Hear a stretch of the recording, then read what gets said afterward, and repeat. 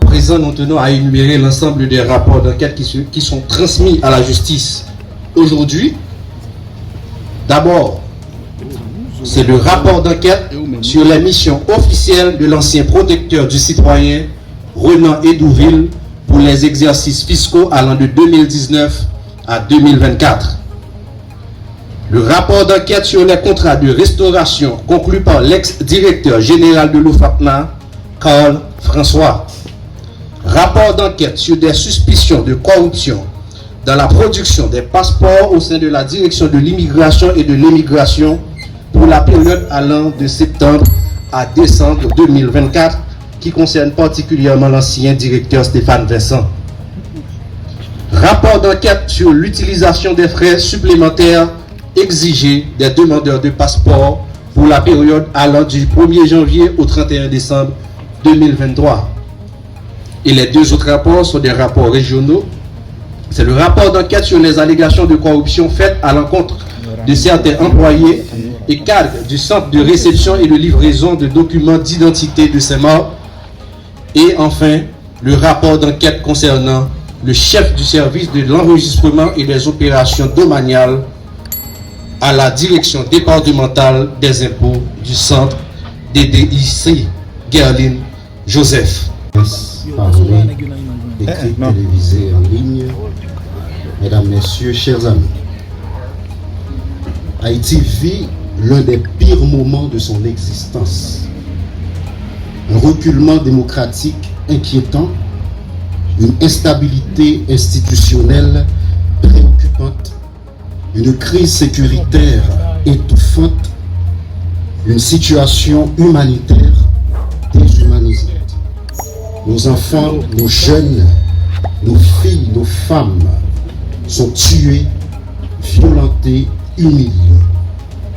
Malgré ce tableau noir, triste, sans pitié, les opérateurs de la corruption continuent de multiplier les stratégies dans quasiment toutes les sphères de l'État afin de piller, de détourner, de saigner le trésor public avec le même cynisme et la même arrogance que les bandits armés.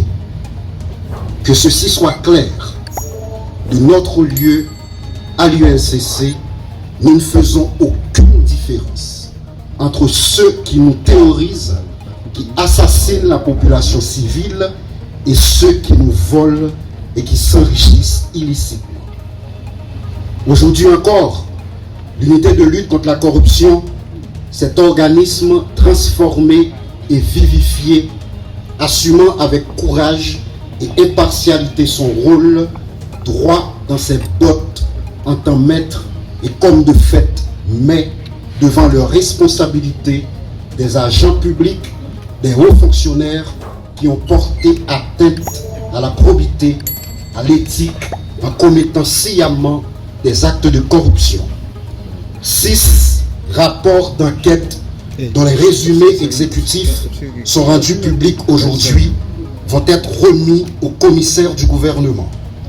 Il s'agit des dossiers de l'ancien directeur général de l'OFAPMA, de l'ancien protecteur du citoyen, de l'ancien directeur de l'immigration et de l'émigration, des cadres de la direction de la DIE et des centres de réception et de livraison des documents d'identité et d'autres fonctionnaires dans les régions.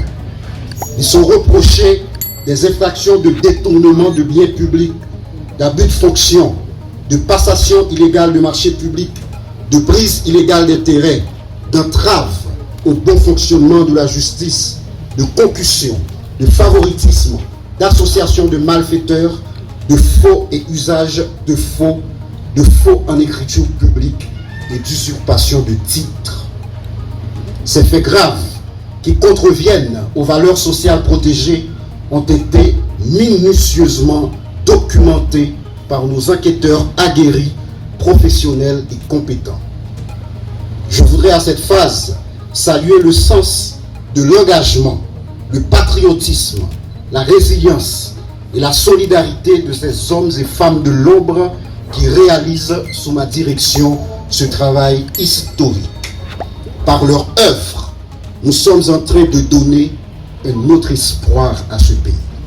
Ils font partie de ce groupuscule qui brandit très haut et avec fierté l'honnêteté et l'intégrité de la vie publique. De tels résultats, par ailleurs, ne sauraient être possibles sans le soutien combien précieux de nos partenaires techniques et financiers, notamment l'ONUDC. Leurs experts forment régulièrement nos enquêteurs qui sont plus que jamais mieux outillés pour conduire cette lutte acharnée. Je veux les remercier en ce sens. Par ailleurs, l'UNCC veut saluer dans ce contexte très difficile les récents efforts de la justice dans certains dossiers de corruption qui tendent à lancer des signaux clairs de l'existence de magistrats qui ne s'alignent pas dans cette tendance générale de banalisation, de normalisation et d'institutionnalisation des actes de corruption. Il est plus que jamais nécessaire que ce bras technique mais autonome que nous sommes pour la justice, qui doit certainement rester indépendante, soit plus sollicité, car ce domaine est complexe et spécialisé. C'est d'ailleurs en cette compréhension que l'État haïtien a créé l'unité de lutte contre la corruption. Par ailleurs, je note avec espoir la publication récente du décret portant création du pôle judiciaire spécialisé qui traitera des crimes financiers. Je porte aussi l'espoir que ce pôle sera rapidement rendu opérationnel et doté de ressources suffisantes et de magistrats compétents spécialisés en la matière et notamment reconnus pour leur intégrité et leur impartialité. Je termine mes propos pour rappeler que l'UNCC, comme le hibou qui est son symbole, cherche avec insistance et perspicacité la vérité sur tous les scandales de corruption. Il existe des enquêtes plus complexes que d'autres, qui prennent plus de temps que d'autres. Je veux m'adresser aux dénonciateurs, aux lanceurs d'alerte. Soyez-en certains que toutes nos enquêtes aboutiront. Je veux parler notamment des enquêtes conduites sur le Fonds national de l'éducation FNE, au niveau du bureau de monétisation des programmes d'aide au développement PMPAD, des marchés de restauration de la police nationale d'Haïti, des fonds de développement et des collectivités territoriales, FLDAT qu'on appelle communément fonds communaux, des enquêtes patrimoniales sur diverses personnalités politiques actuelles et anciens dignitaires de l'État. L'UNCC qui, à partir de ce jour, transmet sous ma direction au total 56 rapports d'enquête sur des faits accablants de corruption, ne fléchit pas, ne transige pas, mais plutôt exige des comptes. Elle vient de déférer en état 3 anciens responsables des CRLDI après une enquête pénale, je dis bien pénale, approfondie, qui a duré plus d'1 an. Un pouvoir sans équivoque tiré de l'article 11 du décret du 8 septembre 2004. Pour les suites réservées à ce dossier, ainsi qu'aux autres, les yeux sont rivés sur le parquet de Port-au-Prince qui, comme l'UNCC, exécute la politique anticorruption de l'État. Enfin, chaque journaliste ici présent sortira de ces lieux avec un résumé exécutif de chaque rapport d'enquête, comme me l'autorise l'article 9 du décret qui crée l'UNCC.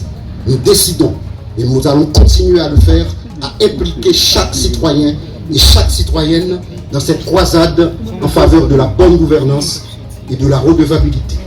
Du haut de nos 20 ans à l'UNCC, nous assumons ensemble pour ceux et celles qui viendront après nous. On continue. Merci beaucoup.